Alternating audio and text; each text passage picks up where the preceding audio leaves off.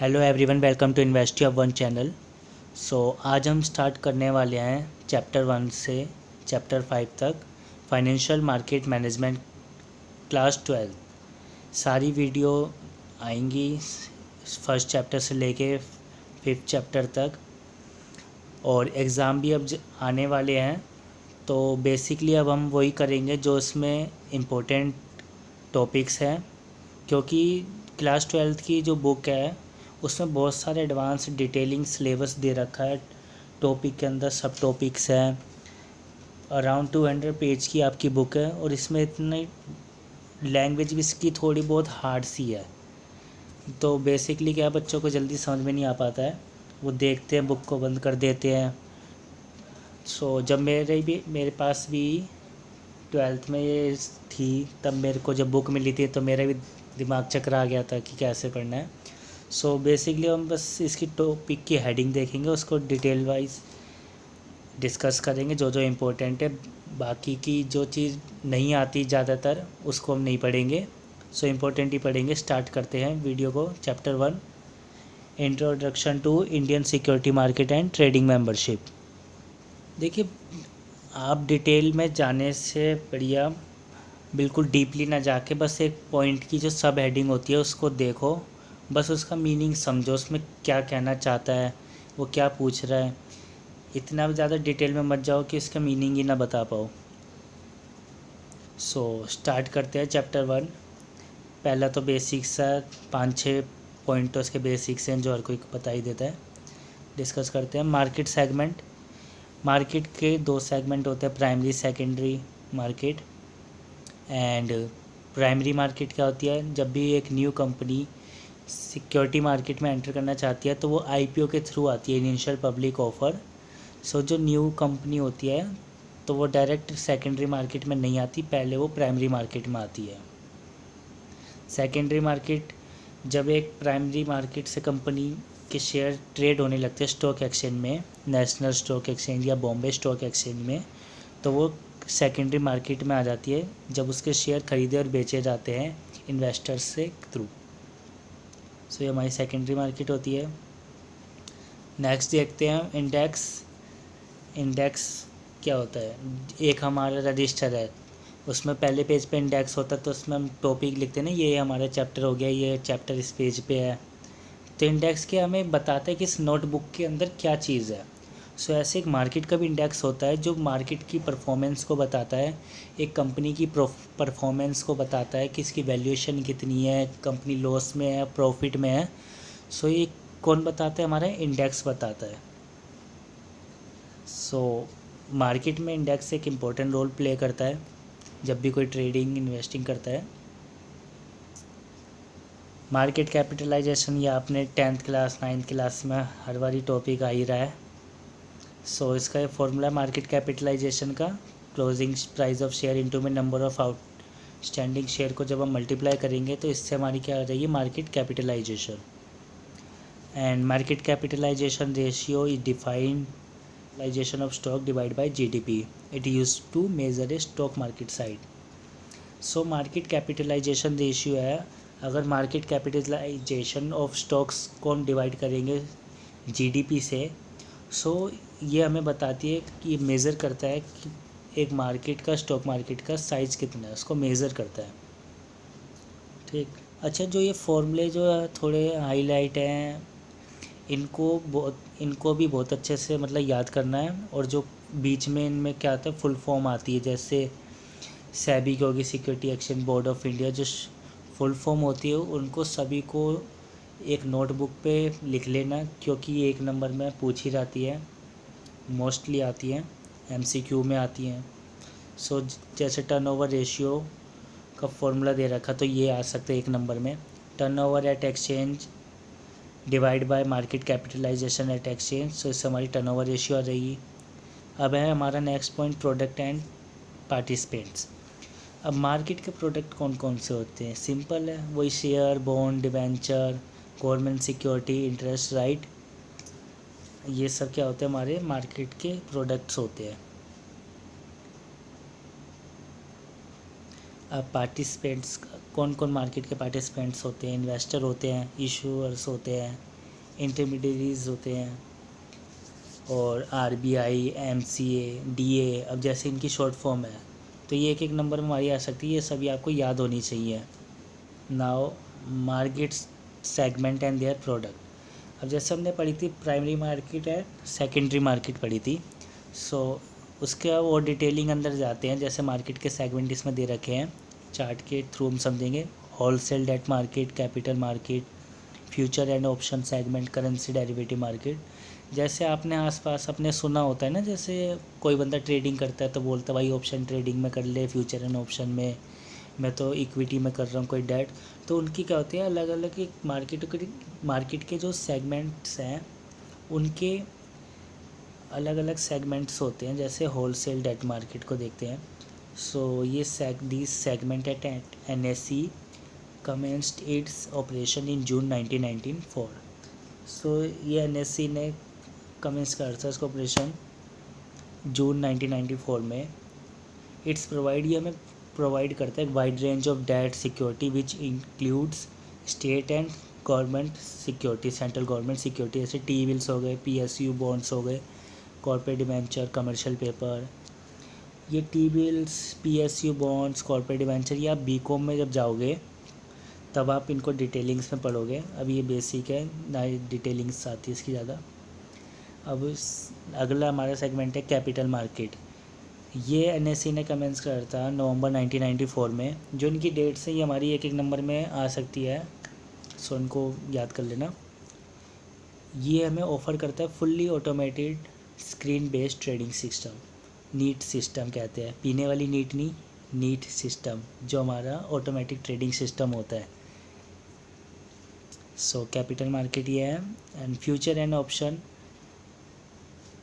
this segment provide trading in derivative instrument like index future, index option, stock option and stock futures and commenced operation 9 NSE June 2000। ये हमें provide करता है trading के लिए derivative instrument में, like जैसे index future में, index option, stock future, इसमें करेंसी डेरिवेटिव सेगमेंट। देखो इसमें कोई कोई जैसे सेगमेंट है, जैसे 2 ऊपर के 3 पूछ सकते हैं, जैसे नीचे वाला ज़्यादातर एडवांस हो जाता है तो इतना नहीं पूछेगा। करेंसी डेरिवेटिव सेगमेंट, इसकी डेट याद कर लेना और थोड़ा अंदर डिटेलिंग में चलाना। हम वही इसमें डिस्कस करेंगे जो इम्पोर्टेंट है बहुत। Reforms in Indian security market. अब इंडियन सिक्योरिटी मार्केट में क्या क्या रिफॉर्म्स आए, ये हाईलाइट से पढ़ लेना। सेबी की है ड्यूटी, जैसे इन्वेस्टर को सिक्योरिटीज़ प्रोवाइड करना, उनको प्रोटेक्ट करना किसी फ्रॉड से, रेगुलेट करता है मार्केट को। ठीक है, अब रिफॉर्म्स की बात करते हैं। सो सबसे पहले आता है हमारा स्क्रीन बेस्ड सिस्टम या स्क्रीन बेस्ड ट्रेडिंग। सो पहले क्या होता है, हमारा स्क्रीन बेस्ड ट्रेडिंग नहीं होती थी, फिज़िकली जाके हम शेयर खरीदते थे, जाते थे, उसमें फ्रॉड होने की बहुत चांसेस होते थे। सो स्क्रीन बेस्ड ट्रेडिंग ने क्या करा, इसको फुल्ली ऑटोमेटेड कर दिया। अब हम घर बैठे ट्रेडिंग कर सकते हैं इंटरनेट की हेल्प से, विदाउट कहीं पे जाए बिना, ट्रैवल फेयर खर्च करे बिना, ईज़िली। नेक्स्ट रिफॉर्म्स है हमारा रिडक्शन ऑफ ट्रेडिंग साइकिल।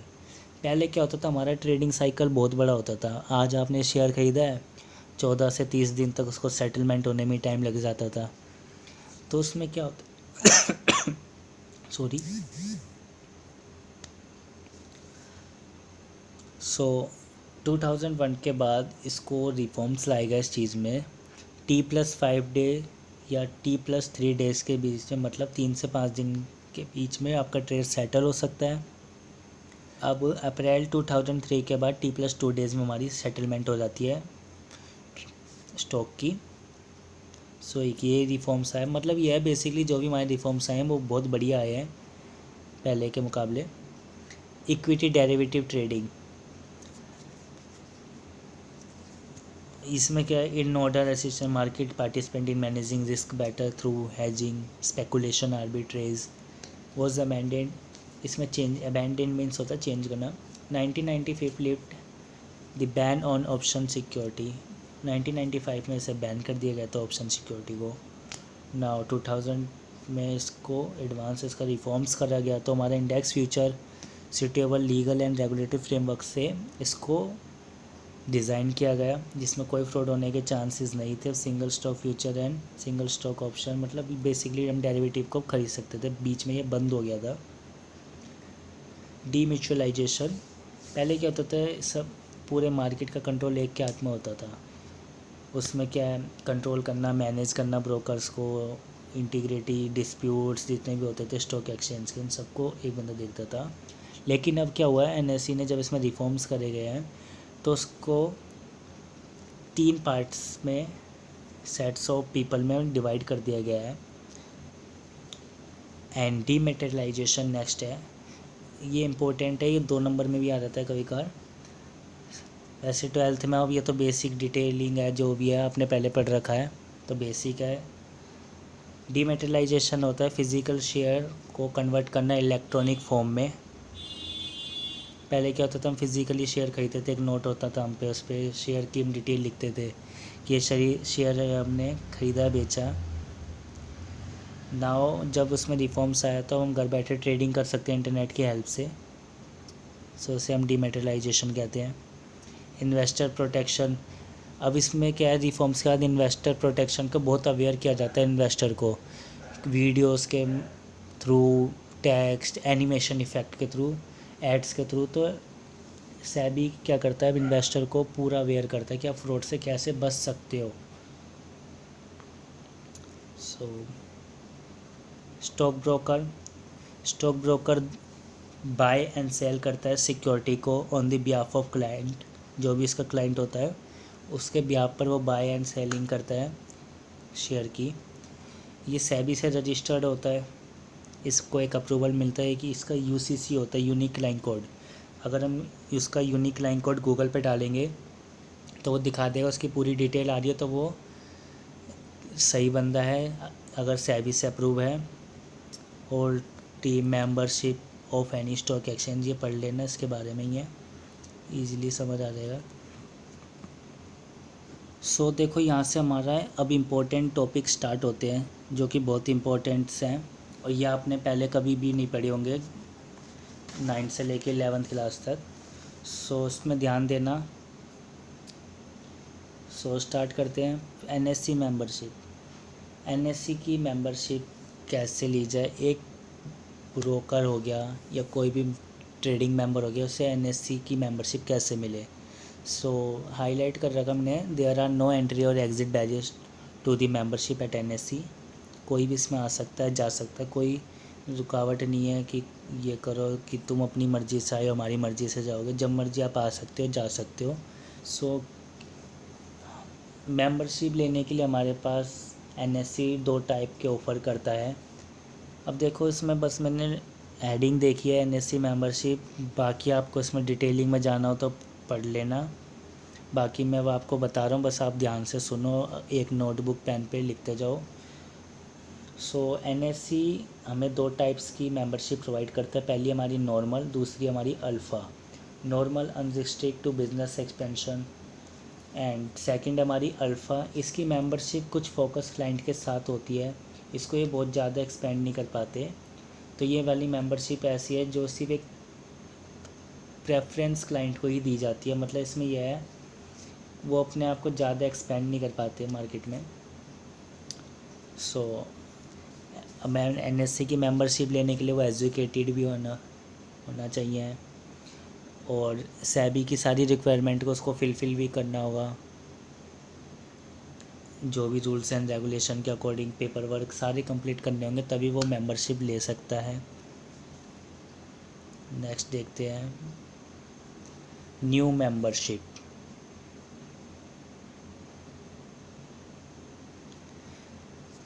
कौन कौन एलिजिबल है ट्रेडिंग मेंबरशिप लेने के लिए। पहला इंडिविजुअल पार्टनरशिप फर्म और register under act 1932, Indian partnership के अंडर एक्ट के partnership firm register under the Indian partnership act 1932 के अंदर रजिस्टर्ड होनी चाहिए, तो वो बंदा भी मेंबरशिप ले सकता है। एलएलपी रजिस्टर्ड होनी चाहिए 2008 के अकॉर्डिंग, कोई भी institution, subsidiaries, bank engage in financial service. So ये पढ़ना है। ये सारे इसमें क्या है, मेंबरशिप ले सकते हैं जो एलिजिबल है। अब है हमारा next topic, membership for different segment at NSE. Membership के कौन कौन से डिफरेंट सेगमेंट हैं जिसमें हम मेंबरशिप ले सकते हैं।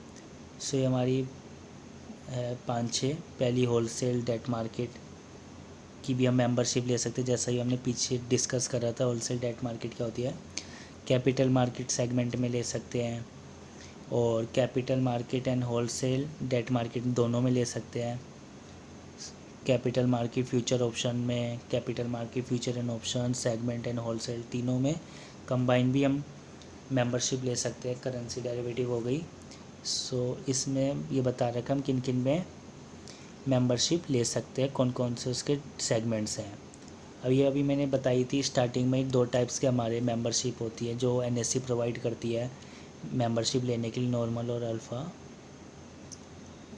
ये देखना टाइप्स ऑफ मेंबरशिप चार्ट के अकॉर्डिंग बहुत अच्छा समझाया गया। जैसे trading member future and option में मेंबरशिप ले सकता है, करेंसी डेरिवेटिव में, डेट सेगमेंट में।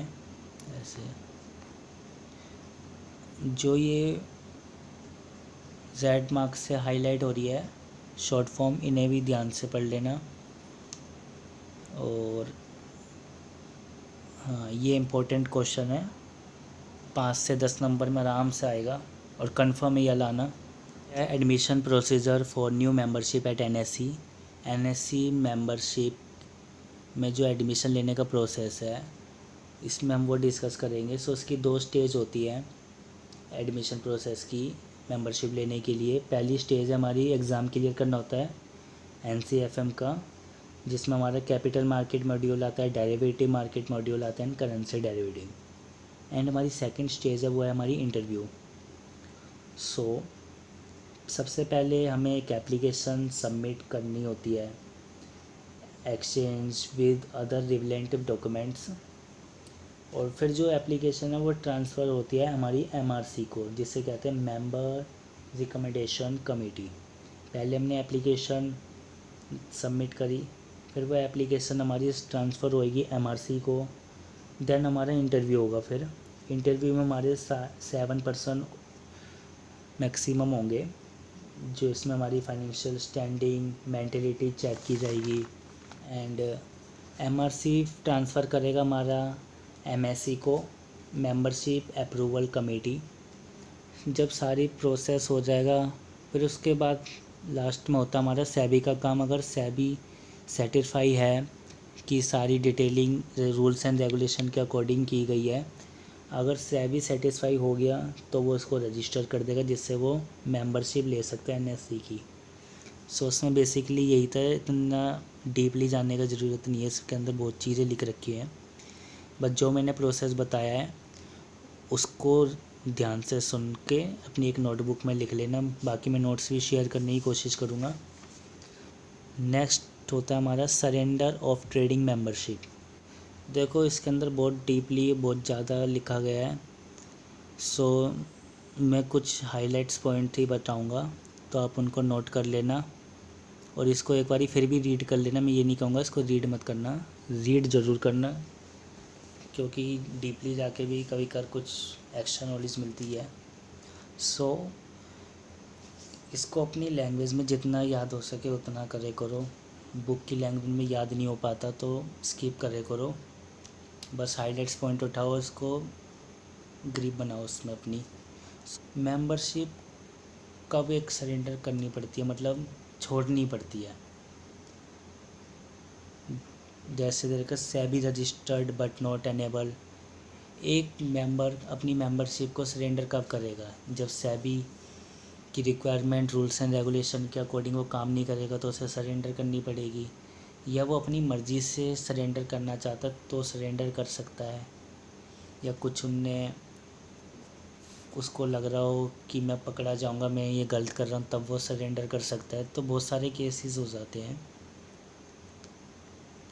सो इन केस में एक मेंबर सरेंडर कर देता है अपनी मेंबरशिप को, A trading member of desirous of surrendering its membership of the exchange is required to send request in writing the prescribed format।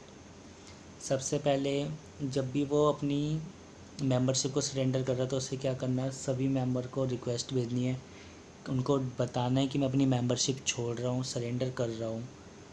उसके बाद उसको जितने भी क्लियरिंग और ड्यूज़ ऑफ एक्सचेंज, जितने भी इसको पैसे देने एक्सचेंज के, जो भी इस पे हैं लाइबिलिटी मान लो, तो उसे वो सारी पहले पे करनी पड़ेगी।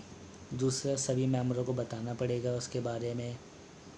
जनरल पब्लिक जैसे न्यूज़पेपर हो गए, इनमें नोटिफिकेशन देना पड़ेगा उसको कि मैं अपनी मेंबरशिप को सरेंडर कर रहा हूँ। और यही है बस इसमें कि बस वो सरेंडर तभी करते हैं, तो सस्पेंड हो जाता है तो वो अपनी मेंबरशिप सरेंडर करेगा।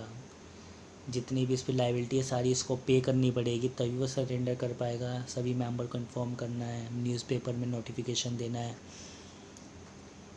Next, suspension and exclusion of membership, ये हम नेक्स्ट पार्ट में करेंगे। आज की वीडियो बहुत ज़्यादा लेंथी हो गई है और आने वाली भी वीडियो बहुत ज़्यादा लेंथी होने वाली है, क्योंकि अब इतने इम्पोर्टेंट्स पॉइंट्स हैं, अब इसी की स्टार्टिंग हुई है इम्पोर्टेंट्स पॉइंट्स की। सो उसको हम नेक्स्ट पार्ट में करेंगे। आई होप आपको ये वीडियो पसंद आई होगी। नेक्स्ट पार्ट इसका जल्दी आएगा। Thanks for watching this video. इसको अपने क्लास, स्कूल में सभी को शेयर करो जिन पे भी क्लास 12 पे ये सब्जेक्ट है। Thank you for watching this video.